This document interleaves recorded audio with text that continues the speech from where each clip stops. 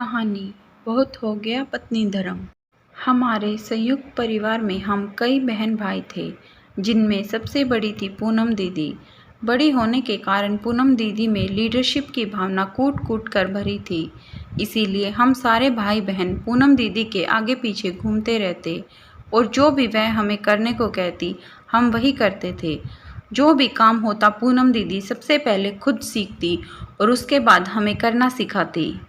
चाहे स्कूल में खेल प्रतियोगिता हो या पढ़ाई लिखाई, पूनम दीदी सभी गतिविधियों में अव्वल रहती। इसी वजह से हमेशा अपनी कक्षा की मॉनिटर भी वही बनती थी। वो बात अलग थी कि पूनम दीदी का घरेलू कामकाज में जैसे खाना बनाना, साफ सफाई या सिलाई बुनाई में जरा भी दिलचस्पी नहीं थी। बस इसलिए पूनम दीदी पर उनकी माँ यानी मेरी ताई जी की डांट हमेशा पड़ती रहती थी, पर इस डांट डपट का कोई असर उन पर होता ही नहीं था। पूनम दीदी मुझसे लगभग 6-7 साल बड़ी थी, इसीलिए मैं तो उनकी चमची बनकर उनके आगे पीछे घूमती रहती थी। मुझसे वे प्यार भी बहुत करती थी। बहुत बार तो मेरा होमवर्क भी कर देती। कहती, चल तू थक गई होगी निशु, तेरा क्लास वर्क मैं कर देती हूँ, फिर तू भी खेलने चलना हमारे साथ। बस उस वक्त तू मेरी खुशी का ठिकाना ना होता। मुझे तो इस बात का भी होश ना होता कि स्कूल में टीचर दीदी की हैंड राइटिंग देखकर मुझे खूब डांट लगाएगी, पर इस उम्र में इतनी समझ कहाँ थी मुझे। समय अपनी गति से चलता रहा और हम सारे भाई बहन खेलते खेलते कब बड़े हो गए पता ही नहीं चला। पूनम दीदी अब कॉलेज में एमए कर रही थी कि ताऊजी को उनके विवाह की फिक्र होने लगी। दादाजी ने भी सबको इकट्ठा करके कहा कि सही उम्र में ही लड़की का विवाह हो जाना चाहिए। लड़कियों को अधिक पढ़ाने का क्या फ़ायदा, फिर अभी इस उम्र में तो सब लड़कियां अच्छी लगती हैं, इसीलिए लड़का भी आसानी से मिल जाता है। वैसे दीदी तो स्मार्ट थी, पर दीदी का रंग थोड़ा गेहुआ था। इसी वजह से 2 जगह से पहले ही रिश्ता वापस आ चुका था। वैसे पूनम दीदी का मन तो अभी आगे पढ़ने का था, पर बड़ों के सामने उनकी कहाँ चलने वाली थी।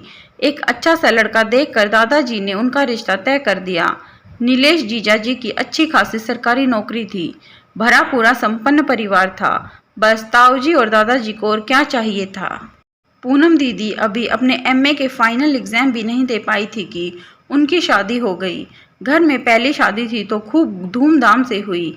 गाना बजाना दावते सब चले और पूनम दीदी विदा होकर अपने ससुराल चली गई। वैसे तो दीदी के विदा होने का दुख सभी को था, पर मुझे सबसे ज़्यादा दीदी से बिछड़ने का दुख हो रहा था। मैं तो एकदम जैसे अकेली ही हो गई थी। वक्त कुछ और आगे निकला और मेरे छोटे चाचा जी के दोनों बच्चों को स्कॉलरशिप मिली बाहर जाकर पढ़ाई करने के लिए, तो घर में एक छोटा सा समारोह रखा गया। दादाजी ने पूनम दीदी को ससुराल से लाने के लिए भैया को भेजा, पर उनके ससुराल वालों ने कह दिया कि ऐसे छोटे मोटे समारोह के लिए बहू को नहीं भेजेंगे, और अभी अभी तो आई ही है। पूनम दीदी के ना आने से हम दुखी थे, मगर भैया ने जब पूनम दीदी के ससुराल का वर्णन किया तो हम उससे और भी ज्यादा दुखी हो गए। अरे, हमारी पूनम दीदी को ताऊ जी ने पता नहीं कैसे घर में ब्याह दिया। हमारी दीदी जो फर्राटे से शहर भर में घुमा करती थी, वह वहाँ घूंघट में कैद है। इतना बड़ा घर, ढेर सारे लोग, मैं तो खुलकर दीदी से बात भी न कर पाया। यह बात सुनकर बस मेरे मन में एक ही सवाल था, क्या सभी ससुराल ऐसी ही होती हैं? मेरे सपनों को तो जैसे एक झटका सा लगा था। मैं तो सोच रही थी कि वहाँ ताई जी, माँ जैसे डांटने वाले या टोकने वाले लोग होंगे ही नहीं। दीदी आराम से जीजा जी के साथ खूब घूमती फिरती होगी, खूब मज़े होंगे। मन हुआ कि जल्दी ही दीदी से मिल लूं और पूछूं कि आप तो पर्दे घूंघट सबके इतने खिलाफ थी, इतने लेक्चर देती थी हम सबको, अब क्या हुआ? इन सब घटनाक्रम के लगभग 3 महीने बाद नीलेश जीजा जी को किसी ट्रेनिंग के सिलसिले में लगभग 1 महीने के लिए शहर से बाहर जाना पड़ा, तो पूनम दीदी जिद करके मायके आ गई थी। मैं तो उन्हें देखकर पहचान भी नहीं पाई, इतनी दुबली और काली लगने लगी थी। माँ और ताई जी ने तो उन्हें टोका भी था, अरे पूनम बेटा, लड़कियां तो ससुराल में जाकर खूब खिल जाती हैं, पर तुझे क्या हुआ? पर धीरे धीरे पूनम दीदी की बातों से पता चला कि उनकी ससुराल वाले उनसे खुश नहीं हैं। सास तो अक्सर उन्हें ताना देती रहती है कि पता नहीं कैसे माँ बाप हैं इसके, घर का कोई काम भी ढंग से करना नहीं सिखाया, ढंग से 4 लोगों का खाना बनाना भी नहीं आता, अब इसकी पढ़ाई को क्या हम चाटें? जब एक दिन पूनम दीदी ने रोते हुए कहा, माँ मैं अब ससुराल नहीं जाऊंगी, मेरा वहाँ दम घुटता है। मेरी सास मेरे हर काम में कमी निकालती रहती है। नीलेश भी मुझे हर वक्त डांटते रहते हैं। ताई जी ने पूनम दीदी को सहानुभूति की जगह डांटते हुए कहा, पागल हो गई है क्या? ससुराल छोड़कर यहाँ रहेगी? क्या कहेगा समाज? थू थू कराएगी हमारी। अरे हमें अभी अपनी और लड़कियों की भी शादी करनी है। कौन शादी करेगा निशु और मेघा से? बता। मेरी माँ ने भी पूनम दीदी को समझाते हुए कहा, देख बेटा, हम तो पहले ही कहते थे घर के थोड़े बहुत काम काज सीख ले, ससुराल में काम आएंगे। ससुराल में यही सब देखा जाता है। पर कोई बात नहीं, अभी कौन सी तेरी उम्र निकल गई है, अब सिखा देंगे। अच्छा खाना बनाएगी, सलीके से घर को सजाएगी तो सास और पति दोनों खुश हो जाएंगे। दीदी के नाखुश होने पर भी माँ उन्हें जबरन किचन में ले जाती और तरह तरह के पकवान बनाने, अचार आदि बनाने सिखाती। इस बीच पूनम दीदी को तो हमारे पास बैठने तक की फुर्सत ना होती। देखते ही देखते 1 महीना कब निकल गया पता ही नहीं चला। नीलेश जीजाजी पूनम दीदी को विदा करा के ले गए। मेरे मन में बस एक ही प्रश्न रह गया था, पता नहीं दीदी की ससुराल में उनके साथ कैसा सलूक होगा। फिर पढ़ाई का प्रेशर बढ़ गया तो पूनम दीदी की यादें भी कुछ कम हो गई। 3 साल बाद अजय भैया की शादी पर जब पूनम दीदी और नीलेश जीजाजी आए थे तो दीदी का हुलिया बदला हुआ सा लग रहा था। दीदी पहले से सेहत में ठीक ठाक लग रही थी, पर वह हर समय साड़ी से सिर ढके रहती। मैंने दीदी को टोका भी, दीदी यह तुम्हारी ससुराल थोड़ी ना है, मायका है।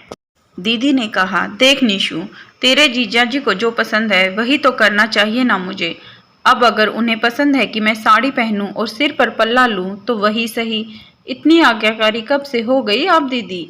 मैंने हंसकर कहा, होना पड़ता है निशु, घर की सुख शांति बनाए रखने के लिए अपने आप को बदलना ही पड़ता है। यह सब बातें तुझे अब समझ नहीं आएंगी, जब तेरी शादी हो जाएगी तब समझेगी तू। पर मैं यह भी देख रही थी कि दीदी हर समय जीजाजी के आगे पीछे ही घूमती रहती। कभी उनको चाय बना कर देती तो कभी उनके पसंद का खाना बनाती, उनकी थाली खुद ही सजा कर ले जाती। कभी उनके कपड़े निकालती तो कभी उनके सिर में मालिश करती। एक प्रकार से जैसे दीदी जीजाजी के प्रति पूर्ण समर्पित हो गई थी। जीजाजी भी हर काम के लिए उन्हें ही आवाज देते। इन सब में पूनम दीदी जैसे अपने आप को भूल ही गई थी, जैसे उनका तो कोई अस्तित्व ही नहीं रहा। पर यह सब देखकर माँ और ताईजी तो बहुत खुश हो रही थी कि चलो आखिरकार पूनम ने ससुराल में अपना स्थान बना ही लिया। भैया की शादी के बाद मैं 3 साल के कोर्स के लिए हॉस्टल में चली गई थी। बीच में दीदी मायके आई या नहीं इस पर मेरा ध्यान ही नहीं गया। फिर जब मैं छुट्टियों में घर आई हुई थी तो पूनम दीदी को बेटा हुआ। हम पूनम दीदी के ससुराल गए, तब हमें पता चला कि पूनम दीदी के दोनों बड़े जेठ अलग हो चुके हैं और इतने बड़े घर में दीदी, जीजाजी और उनके 2 बच्चे ही थे। मैंने खुश होते हुए पूनम दीदी से कहा, दीदी अब तो आप अपने हिसाब से जी सकती हो और अपने सभी शौक भी पूरे कर सकती हो। अब आपको हर वक्त सिर ढके रहने की क्या जरूरत? दीदी ने अपने होठों पर एक झूठी सी मुस्कान लाते हुए कहा, देख निशु, मैं अब अच्छी तरह समझ गई हूँ कि अगर मुझे इस घर में शांति से रहना है तो मुझे तेरे जीजाजी के हिसाब से ही अपने आप को ढालना होगा, तभी यह मुझसे खुश रह सकते हैं। यह एक परंपरागत परिवार से जुड़े रहे हैं तो जाहिर है कि इनकी सोच भी उसी प्रकार की है। दीदी के घर में इतने सारे नौकर चाकर होने के बावजूद भी जीजाजी खाना, नाश्ता, किचन का सारा काम दीदी से ही करवाते थे। जीजाजी की सहमति के बगैर दीदी कहीं भी आ जा नहीं सकती थी और ना ही किसी से मिल सकती थी। दीदी का सारा घर जीजाजी की पसंद से ही सजा हुआ था। आसपास के लोग दीदी और जीजाजी के जोड़े को आदर्श जोड़ा बोलते थे। कुछ टाइम के बाद मेरी भी शादी हो गई और मैं अपने पति के साथ ऑस्ट्रेलिया शिफ्ट हो गई। कभी कभी घर आती तो भी दीदी से 2-4 दिनों के लिए ही मिलना होता और कभी ना भी मिल पाते। कभी अपनी माँ से मैं अपने पति आदर्श की कोई शिकायत करती तो माँ फौरन कहती, अपनी पूनम दीदी को देख, कैसे बदला है उसने अपने आप को, कैसे नीलेश जी लट्टू हुए फिरते हैं उस पर। अरे तुझे तो सारी सुविधाएं मिली हैं, आज़ादी के माहौल में रह रही है, फिर भी शिकायतें करती रहती है। मैं अपना माथा पीट लेती, अरे भले ही ऑस्ट्रेलिया में हूँ पर पुरुष मानसिकता तो भारत की ही है। अब मैं कहाँ तक अपने आप को बदलूं? आखिर इन्हें भी तो कुछ बदलना चाहिए। बस ऐसे ही छोटी बड़ी शिकायतों के साथ समय निकलता चला गया। फिर एक दिन अचानक दुखद समाचार मिला कि नीलेश जीजाजी नहीं रहे। मैं तो अचंभित सी रह गई। दीदी की शक्ल मेरी आंखों के सामने बार बार आ रही थी। कैसे संभाला होगा उन्होंने अपने आप को। वह तो पूरी तरह से पति की परछाई बन गई थी। अपने देश में होती तो अभी भागकर दीदी के पास पहुंच जाती। फिर भी बहुत कोशिशों के बाद 3-4 महीने लग गए मुझे भारत आते आते। मैंने सोचा सबसे पहले मैं दीदी से मिलने जाऊंगी उनके ससुराल, उसके बाद ही अपने ससुराल और मायके जाऊंगी। पूनम दीदी को अपने आने की सूचना मैंने पहले ही फोन पर दे दी थी। दीदी आप चिंता ना करें, मैं टैक्सी लेकर पहुंच जाऊंगी आपके घर। अब अकेले आने जाने का अच्छा अभ्यास हो गया है मुझे। दीदी ने कहा था। ठीक है निशु, पर पूरे रास्ते मैं यही सोचती रही कि दीदी का सामना कैसे करूंगी। सांत्वना के 2 शब्द भी नहीं मिल रहे थे मुझे। दीदी तो इतनी अधिक पति के प्रति समर्पित रही हैं कि क्या उनके बिना जी पाएंगी। जितना भी मैं सोचती उतना ही मेरा मन बेचैन होता जा रहा था। पर जैसे ही मैं एयरपोर्ट से बाहर आई, मेरे आश्चर्य का ठिकाना न था। मेरे एकदम सामने अपने ड्राइवर के साथ पूनम दीदी खड़ी थी। पूनम दीदी का रूप एकदम बदला हुआ था। कहाँ मैं कल्पना कर रही थी कि साड़ी से सिर ढके उदास मिलेंगी, पर यहाँ तो वह आकर्षक सलवार सूट में थी। बाल बहुत ही सुंदर तरीके से पीछे बंधे हुए थे। माथे पर एक छोटी सी बिंदी लगी हुई थी। अपनी उम्र से लगभग 8-10 साल छोटी लग रही थी दीदी।